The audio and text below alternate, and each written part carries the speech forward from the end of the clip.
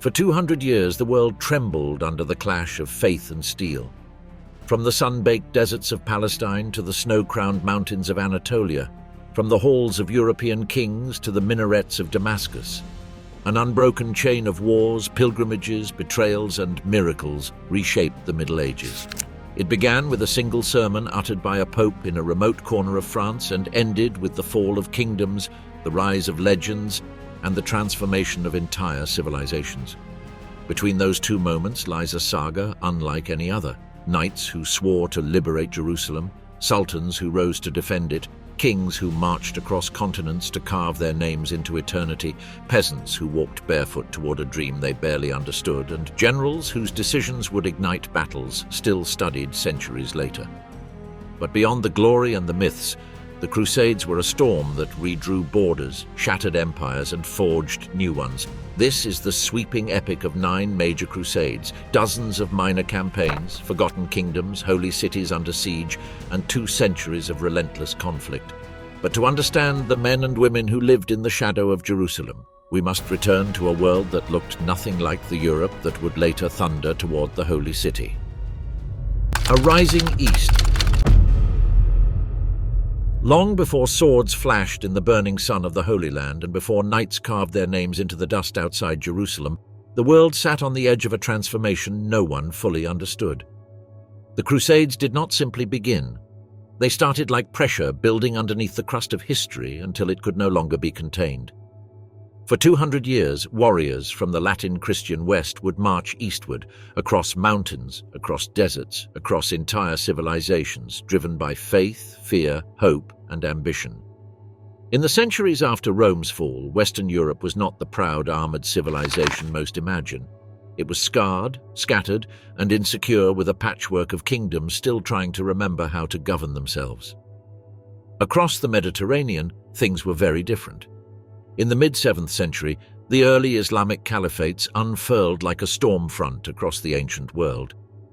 In a single breathtaking century, Arab armies swept through regions whose names seemed carved into the bones of human history. Mesopotamia, Syria, Egypt, North Africa, and finally Spain, all carried away under the green banners of Islam. It was a world-shaking shift. Consider this: lands that had once held the oldest Christian traditions, including cities where bishops debated theology centuries before France or Germany even existed, were now under Muslim rule. The Byzantine Empire, the eastern guardian of Rome's legacy, lost some of its richest provinces almost overnight. Yet in the West, there was no crusade, no great counter-invasion, not even a whisper of reclaiming Jerusalem. Europe was simply too weak to dream such a dream. Meanwhile, pilgrims still traveled to Jerusalem in the early centuries of Islamic rule, often peacefully. They knelt in the streets where Christ walked, awed by the city even if it belonged to another empire. In 638, when the Rashidun Caliphate took Jerusalem, the Latin West barely reacted. How could it? The Pope struggled to control even central Italy. Kings fought their neighbors, not distant empires. Launching a holy war across continents was impossible, but something was happening that would change everything. Between the 800s and the 1000s, Europe became a battlefield. From every horizon came invaders, the Vikings slicing through the north like thunder, the Magyars sweeping in from the east on horseback, Arab fleets striking the coasts of Italy, conquering Sicily, and turning the Mediterranean into their own dominion. To survive, Europe was forced to change. Local lords built fortresses and warriors became a professional class.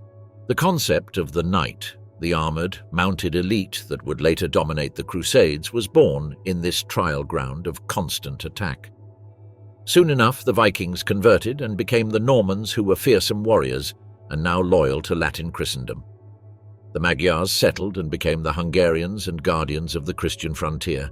And in northern Spain, tiny Christian kingdoms began pushing back against Muslim-ruled Al-Andalus. Piece by piece, Europe was sharpening its swords. By the 11th century, Western Europe was no longer a wounded survivor. It was a rising power. Populations grew, grain harvests increased, trade routes reopened, and cities expanded. Ambitious young men, trained for war, found fewer battles at home, and the church began to sense opportunity. Reformist popes like Leo IX, Alexander II, and later the iron-willed Gregory VII started articulating a radical new idea. What if war could be holy? What if knights, instead of fighting each other for petty land disputes, redirected their violence toward Christianity's external enemies? The Church began granting spiritual rewards for campaigns in Spain and Sicily. Knights who once fought for gold could now fight for God and the promise of absolution. This was the theological seed of the Crusades. Then a chain of victories electrified Europe. In 1085, the great Muslim city of Toledo fell to Christian forces. In 1091, Norman knights completed their conquest of Sicily, one of the Mediterranean's most dazzling Muslim strongholds. These victories did not go unnoticed. Muslim chroniclers like Ibn al-Athir later wrote that the Franks' rising power could be traced to these very moments. To many in the West, it felt as if God was blessing Christian arms. To many in the East, it felt as if a new force was awakening. The world was changing. Two civilizations were now on a collision course. All that was needed was a spark, and in 1095, at a council in a small town called Clermont, a pope would speak.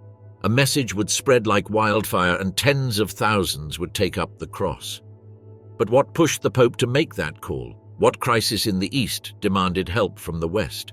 And why did ordinary men suddenly decide to leave everything behind for a distant holy war? The answers would reshape the next 2 centuries. The road to the First Crusade. The year was 1071 when a single battle known as Manzika destroyed the confidence of the Christian world. There, on a dusty Anatolian plain, the Byzantine Empire watched its army collapse under the arrows of a rising power, the Seljuk Turks. Rumors spread that the emperor had been captured, and across Europe one truth settled like ash. Asia Minor, the shield of Eastern Christendom, was falling. The Seljuks, fresh from the steppes of Central Asia and newly devoted to Sunni Islam, fought with a speed and ferocity the Byzantines had never faced. Armies that moved like storms, horse archers who rained arrows from impossible distances. At this point, they were conquerors. After Manzikert, they swept across Asia Minor, seizing cities, fortresses, and the empire's vital heartland. For the first time in centuries, Byzantium looked mortal. Emperor Alexius I Komnenos understood the danger. Constantinople still glittered with domes and gold, but its borders shrank by the month. Alone, the empire would not survive. So he made a desperate decision. He sent envoys west with a simple plea: help us. It was ironic, since East and West had quarreled for generations, but necessity silenced the feud.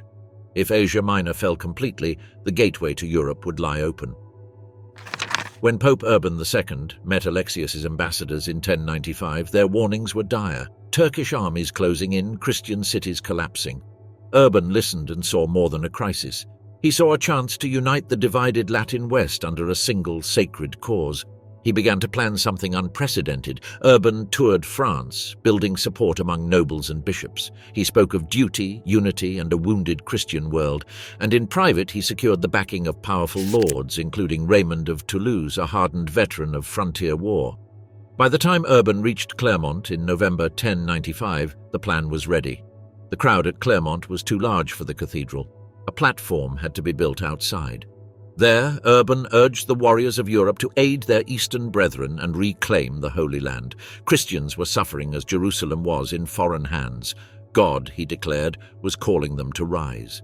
This time, a crusade had begun. Adhémar of Le Puy knelt first, receiving the cross from Urban. Then nobles and knights across Europe followed, sewing crosses onto their cloaks and pledging to fight for salvation. But the zeal Urban awakened soon slipped from his control.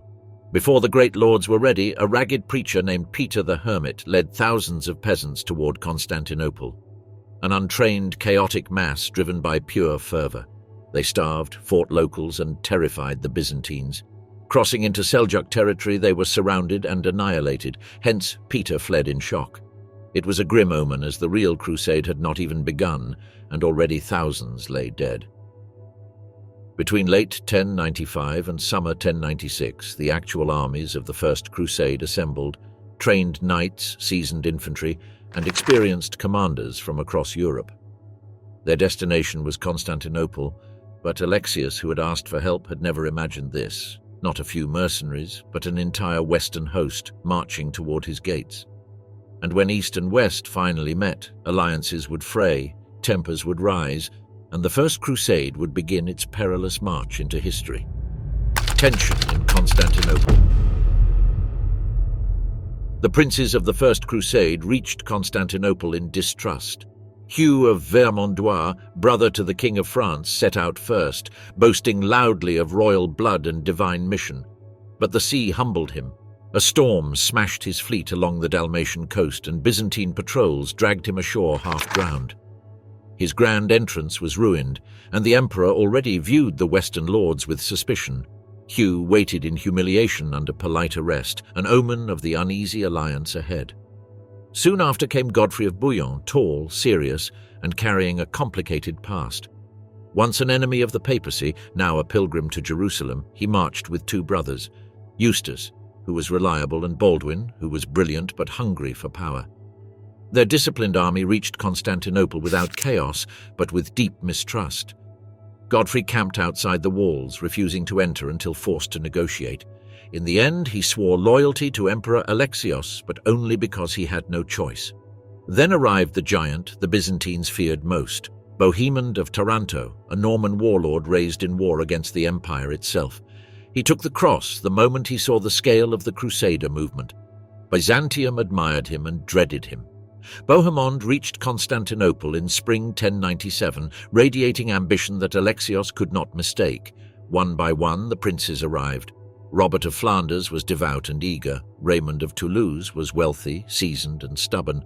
Robert of Normandy and Stephen of Blois was noble and willing. Alexios demanded they all swear oaths of loyalty before crossing into Anatolia. Most submitted. Only Raymond resisted, agreeing merely to respect Byzantine territory.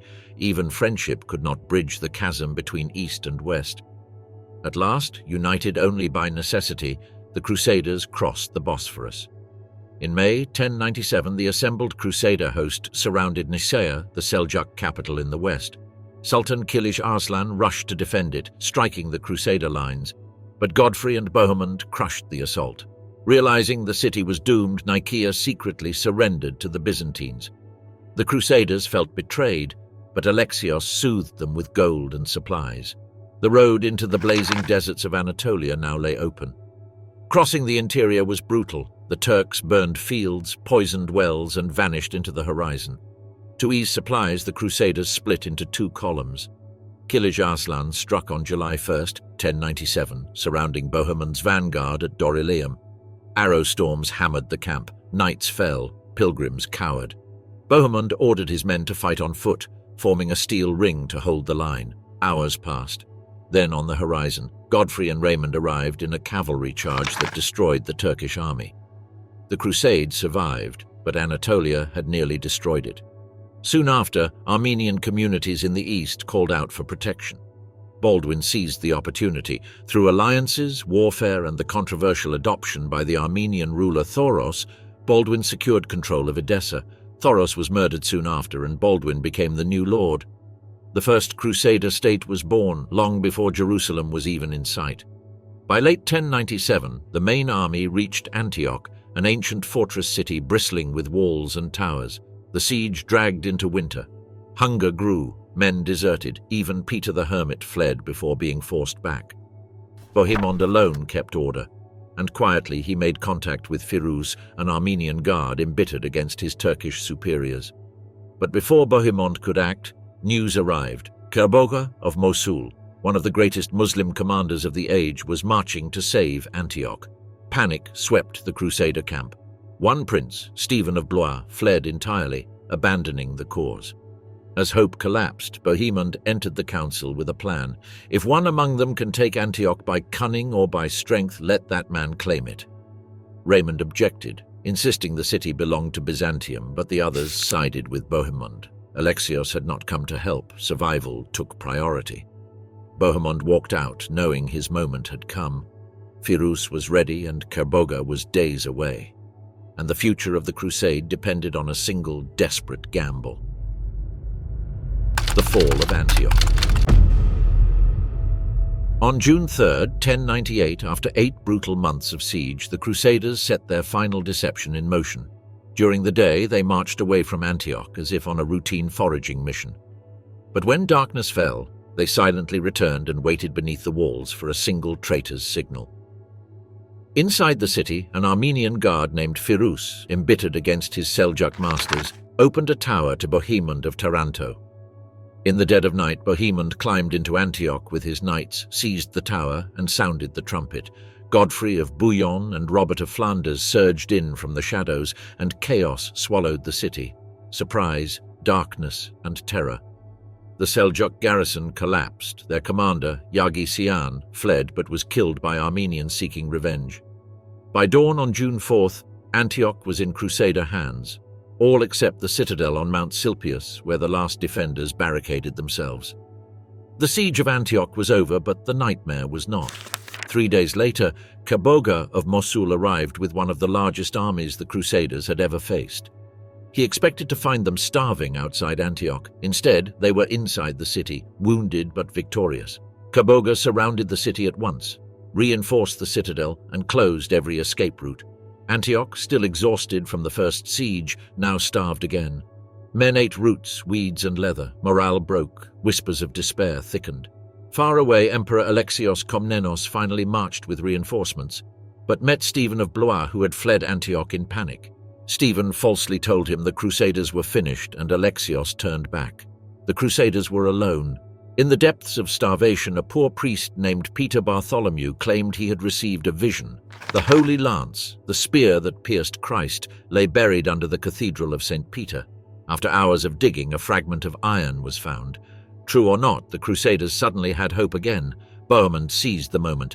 They would march out and fight Kerbogah in open battle, a plan that seemed suicidal. With only a handful of horses and an army hollowed by starvation, the Crusaders formed ranks outside the bridge gate. Kerbogah hesitated, allowing them to deploy.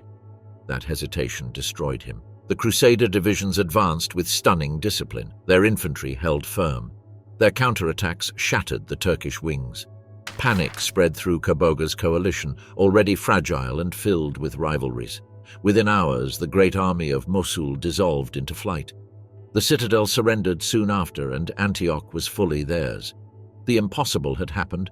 A starving army had crushed one of the strongest forces in Syria, and now the march to Jerusalem could finally begin. Victory brought new problems. The Crusaders agreed to rest until November, but then their spiritual leader, Bishop Adhemar, died. His loss unleashed old rivalries, especially between Raymond of Toulouse and Bohemond, who now ruled Antioch. When the time came to march south, Bohemond refused. The army stagnated and frustration spread. Until January 1099, when Raymond walked out of Antioch.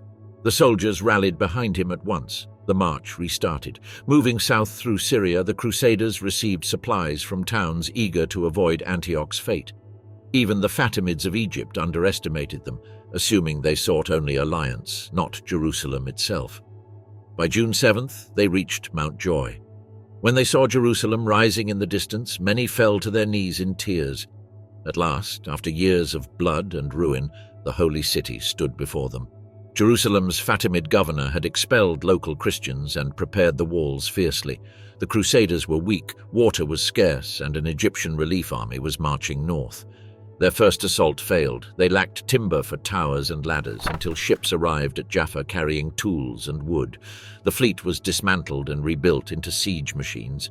With time running out, the Crusaders circled the city barefoot, praying for aid.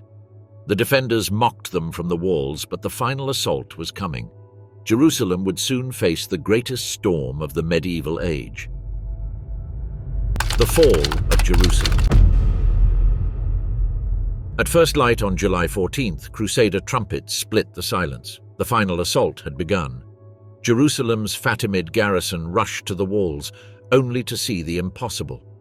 During the night, Godfrey of Bouillon had dismantled his entire siege train, dragged it across the valley, and rebuilt it opposite a weak stretch of wall near St. Stephen's Gate. A feat so astonishing that later Muslim chroniclers insisted the Franks had supernatural aid.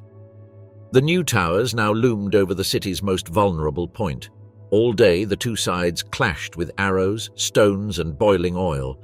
but Jerusalem held. The real breakthrough came with the dawn of July 15th. At sunrise, Godfrey's tower slammed against the wall. Two knights, Ludolf and Engelbert, leapt onto the battlements, carving open a foothold as Godfrey followed. When the gate of the column fell, Godfrey ordered it opened so the Crusader army came through. Fatimid resistance collapsed into scattered street fighting. Some inhabitants died in the chaos. Many others were expelled or ransomed, contrary to later exaggerated legends of total slaughter. Tancred seized the Temple Mount while the Fatimid governor surrendered the Tower of David on terms negotiated by Raymond of Toulouse. After years of hunger, disease, desert marches, and near destruction, the Crusaders had done the impossible. Jerusalem was theirs. Warriors who had survived 2 continents now knelt weeping at the Holy Sepulchre. But their victory was fragile. A massive Egyptian army was marching north. On July 22nd, Godfrey was chosen Defender of the Holy Sepulchre, a title deliberately avoiding the claim of kingship in Christ's city. The celebration was brief. Tancred brought urgent news. The Fatimid vizier was gathering a huge army near Ashkelon. The Crusaders marched south at once. Clergy held all-night vigils in the Holy Sepulchre, praying over the true cross as morale surged. On August 12th, the Latin army struck without warning.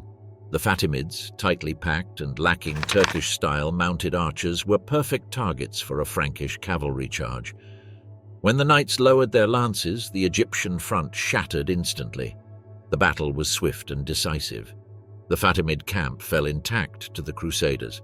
Ashkelon itself remained unconquered only because negotiations collapsed, not because the city resisted. Still, the meaning was clear. Jerusalem was saved, and the First Crusade had succeeded. Most crusaders then returned home, leaving barely 300 knights to defend the new kingdom. In the north, Bohemond consolidated Antioch, while Baldwin strengthened Edessa. That winter, they traveled to Jerusalem to celebrate Christmas with Godfrey. Other great lords like Raymond, Robert of Normandy, and Robert of Flanders returned to Constantinople, where Emperor Alexios welcomed them with honor. Raymond would later return to found the county of Tripoli, completing the map of the Crusader states. Across Europe, news of Jerusalem's capture spread like wildfire. Bells rang, monarchs celebrated, and new waves of pilgrims traveled east. A new belief took root in the West. Crusading was a sacred duty, but victories plant future enemies. And in the East, one man was already rising. In 1143, King Fulk of Jerusalem died in a hunting accident, leaving Queen Melisenda and her young son, Baldwin III, to rule. Their grief was deep, but in Aleppo and Mosul, Imad ad-Din Zengi saw opportunity. Zengi was a paradox, admired by Turkish warriors, hated by many Syrians, feared by all. Chroniclers accused him of cruelty and oath-breaking, yet to the Turkish military elite, he was the leader capable of uniting Islam against the divided Crusader states. With Antioch and Edessa feuding and Jerusalem under a child king, his moment had come. When Zengi's army reached Edessa, Count Jocelyn II was absent, and the defenses were thin. The walls were huge, the towers many, but the garrison was small and divided. Zengi attacked relentlessly. Catapults pounded the walls, miners tunneled, and when a great section of wall collapsed, his troops surged through. The assault was brutal as described by Christian chroniclers who wrote of massacres. Muslim sources described looting until their hearts were glad. Thousands died in the crush toward the citadel. Then Zengi suddenly halted the slaughter, because he needed the local Armenians and Greeks to hold the city.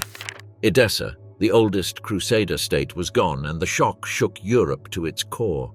The fall of Edessa sent waves of fear through the remaining Crusader states, and then across all of Europe. If Edessa could fall, Antioch and Jerusalem could be next. On December 1st, 1145, Pope Eugenius III issued Quantum Predecessores, calling Christians to take up the cross once more. But the crusade would begin with a voice. Bernard of Clairvaux, the most revered churchman of the age, preached with such power that whole kingdoms stirred. Kings sought his counsel as though he were an oracle. His letters declared the crusade a jubilee blessing. Under his spell, King Louis VII of France took the cross. Germany soon followed, and the Second Crusade had begun. The call to extend Europe. On the cold morning of March 31st, 1147, a hush settled over the fields outside a small French town. Nobles, peasants, and soldiers pressed together, waiting for the monk they believed could summon heaven itself. Bernard of Clairvaux stepped onto a plain wooden platform. Nothing about his simple robe suggested power, yet the crowd leaned toward him as if pulled by gravity. It felt like Clermont, reborn. Another moment when a single voice might ignite the world. King Louis VII stood among the gathering, his nobles gleaming in mail. France needed direction, and they had come seeking it. Bernard spoke of Edessa's fall, of the danger rising in the east, of Christendom wounded and waiting for champions. Then came the moment. Bernard lifted the red crosses and Louis stepped forward first, astonishing the crowd as he knelt. Bernard placed the cross in the king's hands and Louis pinned it to his cloak. France's greatest lords followed, pledging land, wealth, and their own blood. Bernard soon ran out of crosses, so he tore pieces from his own robe to make more. Even Queen Eleanor of Aquitaine stepped forward. Her vow, alongside Louis', would bind them to a journey that would test their fragile marriage beyond repair. By winter, Bernard rode east into the Holy Roman Empire, seeking a second king. Conrad III, who was disciplined, proud, hardened by German politics, had long hesitated to commit. Conrad bowed his head and wept before his nobles as Bernard gave him the cross. Two kings now stood committed, two armies prepared to march. The Second Crusade had truly begun, but the movement kept expanding. In March 1147, Saxon nobles approached Bernard with a new proposal, a crusade not to Jerusalem but against the pagan Wends beyond the Elbe. They raided Christian lands, burned villages, and carried off captives. Were they not enemies of God as well? Bernard agreed, urging the Pope to sanction a northern campaign. He added one harsh condition: no peace unless the Wends converted. Thus, the Northern Crusades were born as a new theatre of holy war, darker and more uncompromising than anything before it, and still the crusade grew. In Iberia, the kings of Leon, Castile, and Portugal petitioned for crusading recognition in their wars against the Moors. Rome agreed. A third front opened on the sun-baked plains of Al-Andalus. Now salvation could be won in three directions: east toward Jerusalem, north against the Wends, or south in Iberia. What began as one mission had become the largest multi-front crusade in medieval history, but the true test waited beyond Europe. For in the east, a single murder had just toppled the most formidable Muslim warlord of the age. Zengi was dead, and everything was about to change. In early 1147, Bishop Anselm of Havelberg arrived in the northern frontier, carrying the Pope's authority to unite Germans, Danes, and Saxons for a crusade against the pagan Wends. Magdeburg was chosen as the grand mustering point for June 29th, but the Crusaders never assembled. The Wends struck first after Prince Niklot of the Oberdreiz launched a sudden preemptive assault, burning the young settlement of Lübeck and ravaging Flemish and Frisian villages. Instead of breaking Christian resolve, the attack hardened it. What had been political now felt like holy war. A rare coalition was formed between Kings Knut V and Sven III of Denmark, Archbishop Adalbert of Bremen, Duke Henry the Lion, and a host of Saxon lords and warrior bishops. By mid-July, Adalbert and Henry marched into Aberdrite lands and laid siege to Niklot's new fortress, Dobin. A Danish fleet arrived to seal the noose, but Niklot was ready. Dobin's marshes and lakes made it nearly unassailable.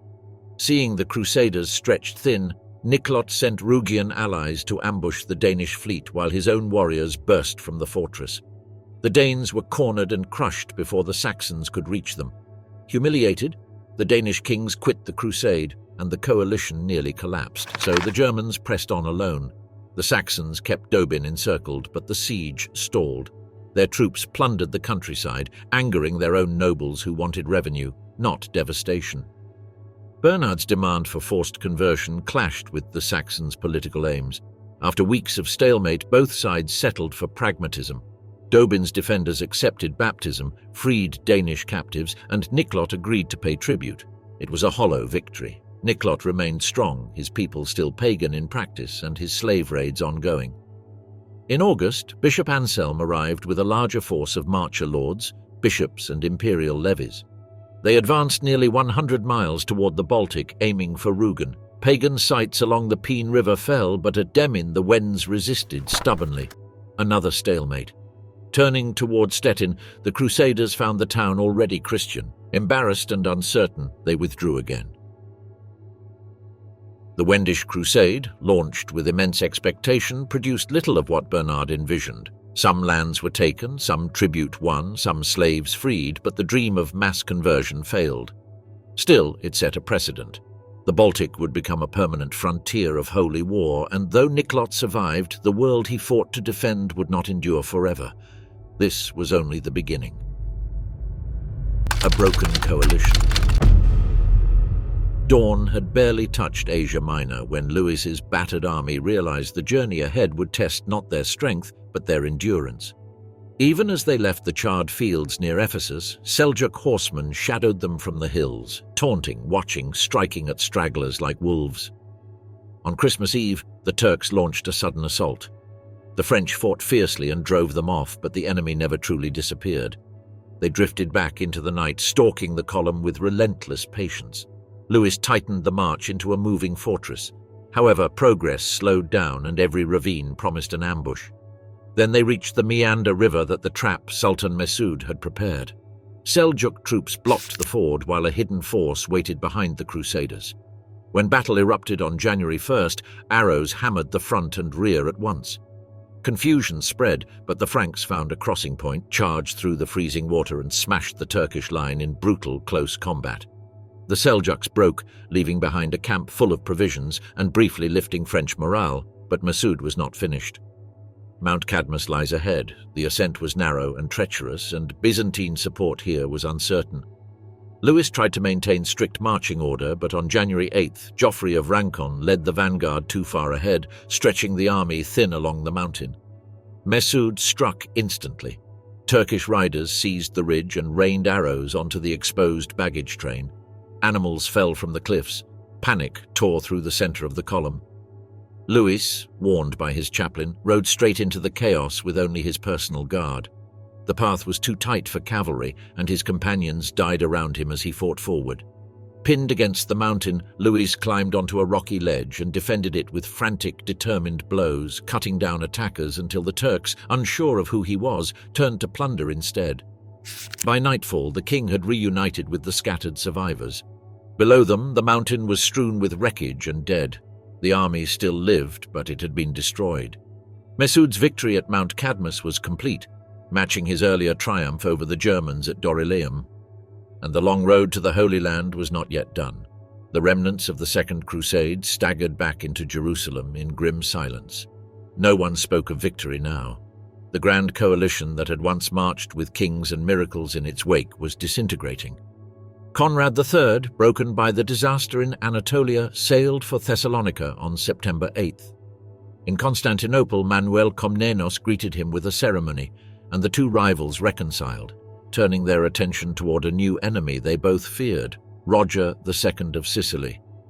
Louis VII stayed behind. He refused to leave the Holy Land until he salvaged something from the wreckage of the Crusade. Meanwhile, Eleanor of Aquitaine, who was kept under watch and already plotting separation, saw their marriage collapsing as surely as the Crusade itself. Louis's letters grew sharper. He blamed Manuel for the Crusade's failures, accusing the emperor of subtle sabotage and quiet alliances with the Turks.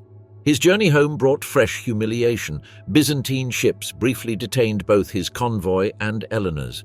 By the time he reached Italy, anger and disappointment consumed him. In Sicily, he and Roger II even whispered of a new crusade, one aimed at Byzantium itself, but something changed.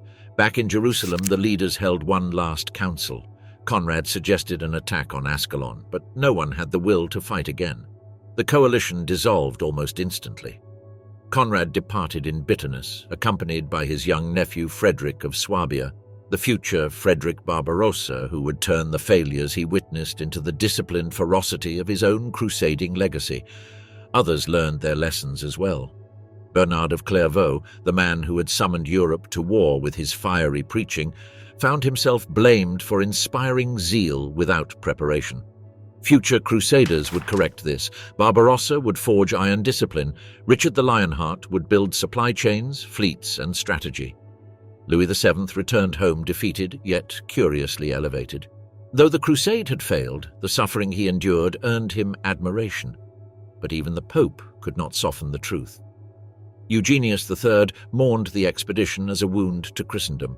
Hadrian IV declared that Louis and Conrad had marched with too little caution, trusting Byzantine politics more than military sense.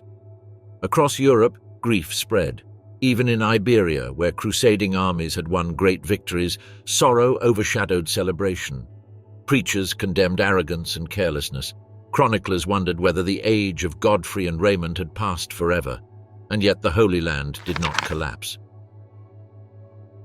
Despite losing Edessa, the Kingdom of Jerusalem held firm. Ascalon fell in 1153, new fortresses rose, the Templars and Hospitallers expanded their power. By 1170, Outremer was stronger and richer than it had been for decades. The Second Crusade ended in humiliation, but its lessons reshaped the future. Holy War would demand discipline, unity, logistics, and strategy. And from those lessons, the next great generation of crusaders would rise. The Third Crusade. The year was 1187, a year rumoured with dread in every monastery, a year whose legacy would be carried through churches, marketplaces, royal courts, and battlefields for generations. At Hattin, Saladin shattered the crusading army of the Kingdom of Jerusalem. Days later, Jerusalem itself fell into Muslim hands. Pope Gregory VIII responded with a document that burned with sorrow and urgency, Audita Tremendi, a call to all Christians to rise as one and reclaim the Holy City. Feuding kings laid down their swords and enemies embraced them. A new crusade had begun. A crusade that would bring forth the greatest warriors of the Middle Ages, Richard the Lionheart, Philip Augustus, and Frederick Barbarossa, the Iron Emperor whose march would dwarf all before him. Frederick Barbarossa vowed that he would not repeat the mistakes of the past. The emperor meticulously prepared his army, drilling discipline into every rank. In his camp, drunkenness cost a hand and theft cost a life. Piety was enforced as strictly as formation. This was not Louis's emotional crusade, nor Conrad's disorganized march. This was a machine. Frederick dispatched envoys across Europe and the Middle East. He secured safe passage where possible and intimidation where necessary. Isaac II Angelus promised friendship, but trembled at the sight of a German army larger than anything his empire could field. Secretly, Isaac made a pact with Saladin himself, agreeing to hinder the Germans at every turn. The Sultan of Iconium agreed to peace and safe conduct, though no one fully trusted him. Once the road was open, Barbarossa departed Regensburg on May 11, 1189. Behind him marched the greatest army in the history of crusading, tens of thousands strong, banners snapping over knights in polished armor, priests chanting beneath gilded crosses. In the towns of Germany, people lined the roads to cheer them as mothers wept and old men crossed themselves. Everyone claimed that surely such an army led by such a king cannot fail. Hungary welcomed Barbarossa warmly. His daughter-in-law, Queen Margaret, was King Louis VII's own child, and the hospitality was genuine. But when the Germans crossed into Byzantine territory, the tone changed instantly. Ambushes, harassment, blocked markets, and rumors of betrayal. At Niš, Serbian rebels begged the emperor to join their uprising against Byzantine rule. Frederick refused, since this was not his purpose, but the very request revealed how unstable the empire had become. Again and again, local Byzantine forces attacked Frederick's vanguard. When captives were taken, they confessed under interrogation. They acted on direct orders from Emperor Isaac Angelus. At Philippopolis, the Germans found the city abandoned. Its fortifications were deliberately torn down by Isaac to prevent them from being used by the Crusaders. This was no misunderstanding. It was sabotage. Matters worsened when Frederick learned that his ambassadors in Constantinople had been thrown into prison. Isaac then demanded hostages, tribute, and a share of any future conquests in the Holy Land. It was the final insult. Frederick seized territory across Thrace, took Adrianople, and surrounded Constantinople with his influence. Isaac Angelus panicked as rebellions threatened to flare, and facing the most disciplined army Europe had seen in generations, he finally capitulated. On February 14, 1190, a treaty was forced upon the Byzantines. Safe passage for the German crusaders, markets at fair prices, ships to carry them across the Hellespont, and the immediate release of all imprisoned envoys. Soon enough, Frederick agreed to withdraw without attacking Constantinople. Isaac Angelus survived, but barely. His empire had been laid open as weak, leaderless, and corrupt, and the German army marched on. Ahead lay the greatest challenge of all, the lands of the Seljuk Turks, where the ghost of the Second Crusade still remained, and where Barbarossa would either surpass his predecessors or join them in defeat. By April 25, 1190, Frederick Barbarossa's German crusaders finally crossed into the lands of the Seljuk Sultan of Rum, Kilis Arslan II. Promises of safe passage, markets and friendship had been secured in advance, yet agreements were fragile. The reality on the ground was harsh. Kilis Arslan's son, Gutbuladin, a shrewd and ambitious man tied by marriage to Saladin himself, had quietly seized control of his father's army. He prepared an ambush that would test the discipline and mettle of the German host. On May 7th, near Philomelium, the first clash came. Turkish horsemen erupted from concealed positions, raining arrows upon the Crusaders. Panic threatened to spread, but the young Duke Frederick of Swabia, Frederick Barbarossa's son, led a counterattack with steely precision, routing the Turks and inflicting heavy casualties. The mountains of Anatolia loomed ahead, harsh and unforgiving. Supplies ran low, raids struck intermittently, yet the German army pressed on, their discipline holding them together through hunger, fatigue, and treacherous terrain. By May 18th, the Crusaders reached Iconium, the Seljuk capital. Some commanders urged Barbarossa to bypass it, fearing delay. But the old emperor refused to leave a hostile city behind. Outside the walls, Gutbuladin waited with his main army. Frederick split his forces. His son assaulted the city directly, while the emperor himself faced the Turkish divisions. Outnumbered, yet superior in strategy and steel, the German knights unleashed a cavalry charge that shattered the Seljuk lines. Thousands of Turks fell. Iconium's gates opened to the Crusaders. The city yielded treasure, supplies, and a symbolic victory unmatched since the First Crusade. Gutbuladin was removed, his father reinstated, and Frederick secured Turkish cooperation through hostages and agreements. It was a triumph of military skill and organization, a model campaign rarely remembered by popular history, yet a feat of discipline and audacity on foreign soil. The German army had overcome two of the most dangerous powers in Anatolia, the Byzantine Empire and the Seljuks, without surrender or mutiny. Weeks later in Christian Armenia, disaster struck. On June 10th, while crossing the river Salat, Frederick himself was struck by an accident that would end his life. The details remain murky. Some say he fell from his horse, others claim a misadventure in the river. Perhaps it was a stroke or heart attack. Age and the stress of the campaign may have conspired against him. His death devastated his men, yet the army, battle-hardened and disciplined, pressed on under the leadership of his son, the young Duke Frederick of Swabia. By October, the Germans reached the siege of Acre. Disease, not battle, would claim many. Yet a nucleus of 700 knights remained, and Frederick's strategic vision lived on in their continued efforts. It was here that the Teutonic Order would rise from a small hospital established by the Germans.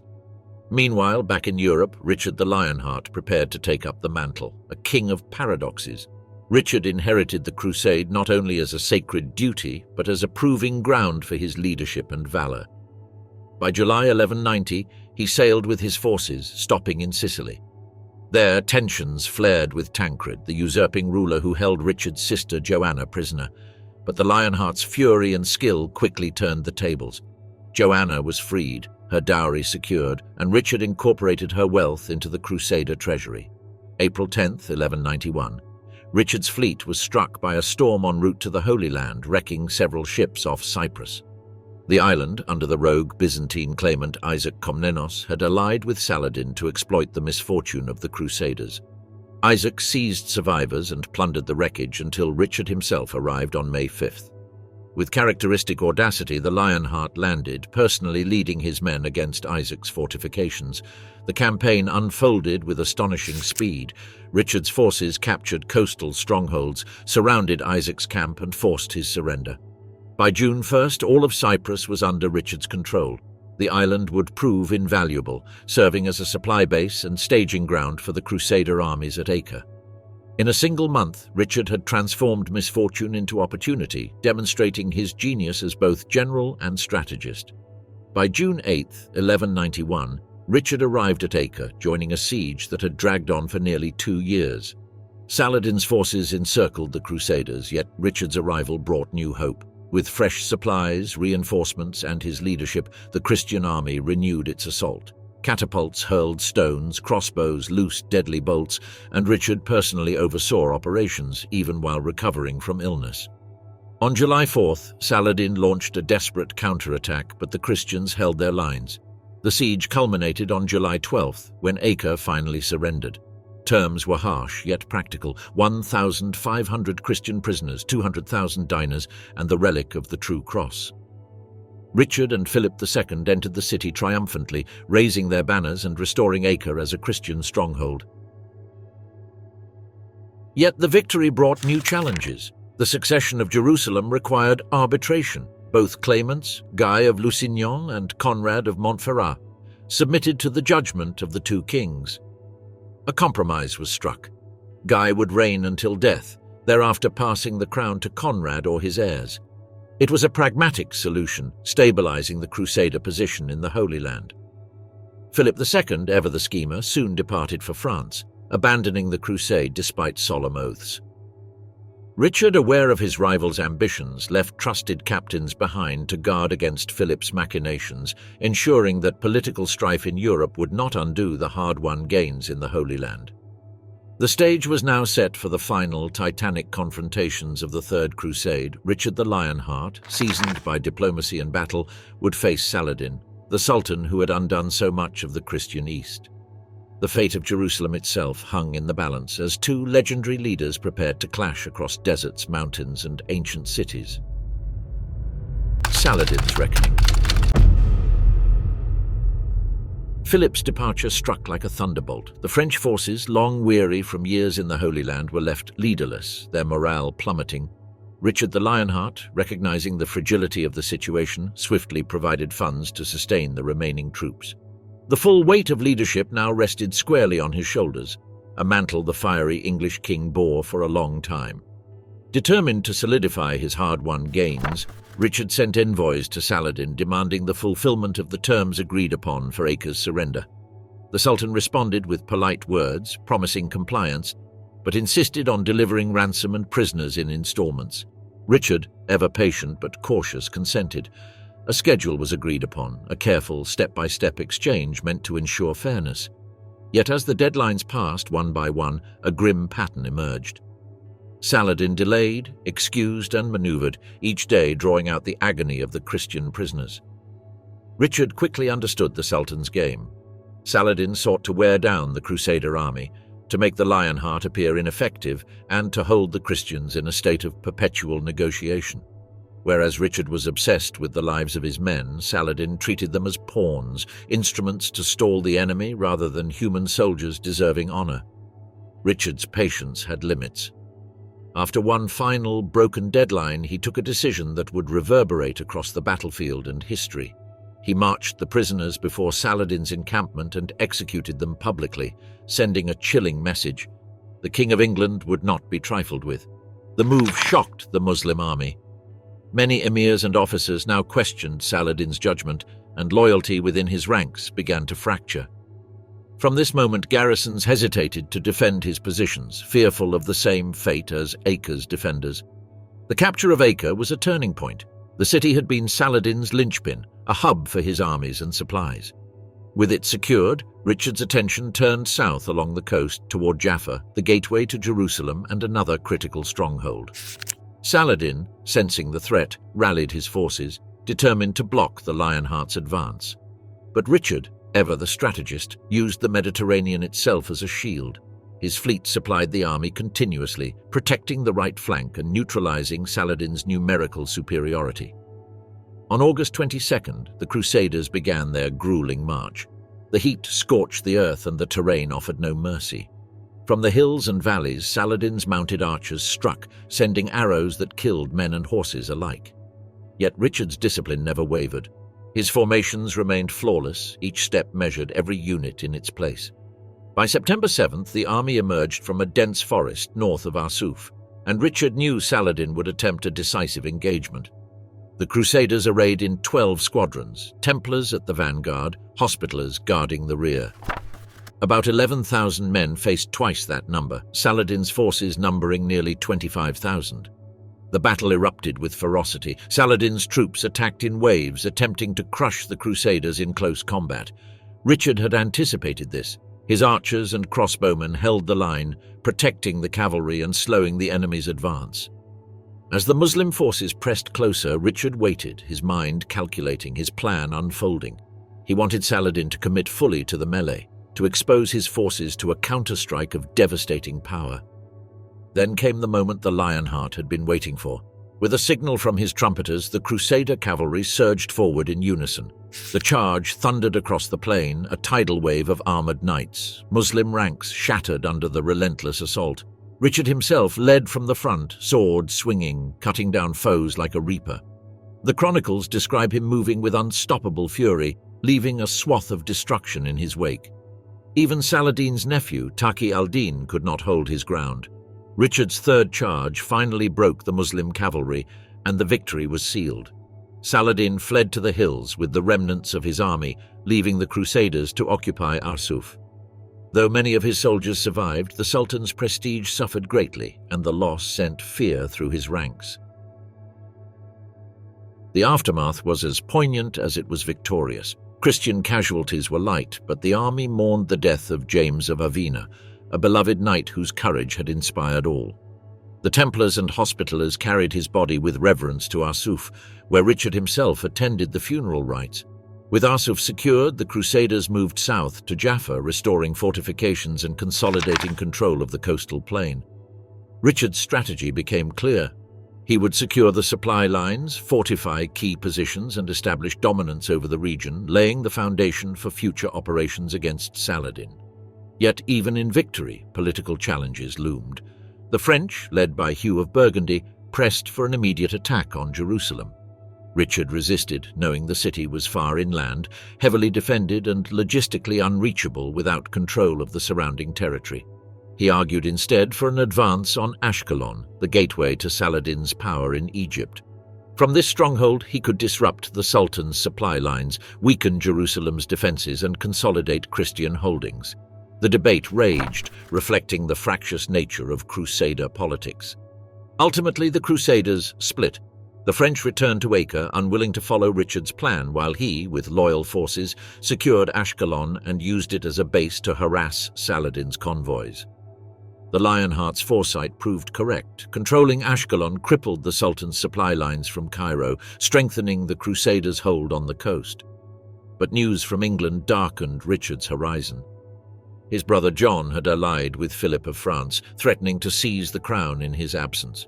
Torn between duty to his kingdom and the Holy Land, Richard faced a cruel dilemma. Reluctantly, he began plans to return home, leaving the Crusader leadership in the capable hands of Henry of Champagne, who assumed the throne of Jerusalem following Conrad's assassination by the mysterious assassins. Even as Richard prepared to depart, the campaign was far from over. Disagreements persisted among the Crusader lords, forcing him to choose between obeying their will and risking total disaster or maintaining discipline and strategic prudence. Time and again, he outmaneuvered them with his tactical brilliance, insisting on securing coastal strongholds before attempting Jerusalem itself. Saladin, meanwhile, exploited every division, fortifying his positions and preparing for the next confrontation. By the summer of 1192, the Third Crusade had reached a tense stalemate. Richard had retaken much of the Palestinian coast, but Jerusalem remained under Saladin's control. The Lionheart fortified Ashkelon and Jaffa, secured his supply lines, and forced the Sultan to acknowledge Christian control of key ports. Yet the war dragged on, a battle of attrition, strategy, and willpower, with both sides exhausted and wary. As Richard sailed to Jaffa to meet the advancing forces of Saladin, the stage was set for yet another dramatic showdown. Time was running out, the stakes higher than ever, and the shadow of war stretched across the Holy Land. The Crusades, a saga spanning centuries, had brought Europe's greatest kings and armies to the edge of destiny. Till date, the outcome remained uncertain. On July 28th, Saladin arrived at Jaffa with the full might of his army. The city, perched on the coast, now faced the Sultan's wrath. He split his forces with ruthless precision, the right wing under his son al-Zahir, the left under his brother al-Adil, while Saladin himself commanded from the center. The siege began in earnest. Muslim sappers dug beneath the walls, intent on bringing the Christian stronghold to its knees. Inside Jaffa, the defenders were few, but the city's newly rebuilt walls and towers offered some hope. For days, the clash was relentless. Saladin's troops tore down sections of the curtain wall, only to be met by blazing fires set by the Christians to block their advance.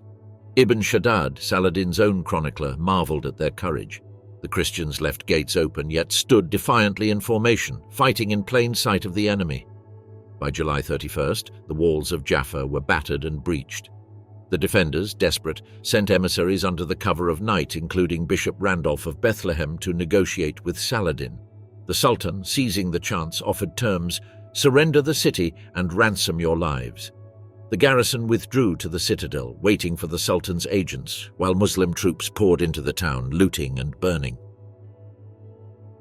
But rumors began to spread through Saladin's camp. Richard the Lionheart was coming with his fleet. Panic was visible in the Sultan's eyes when he sent envoys to collect ransoms and remove the defenders from the citadel before Richard's arrival.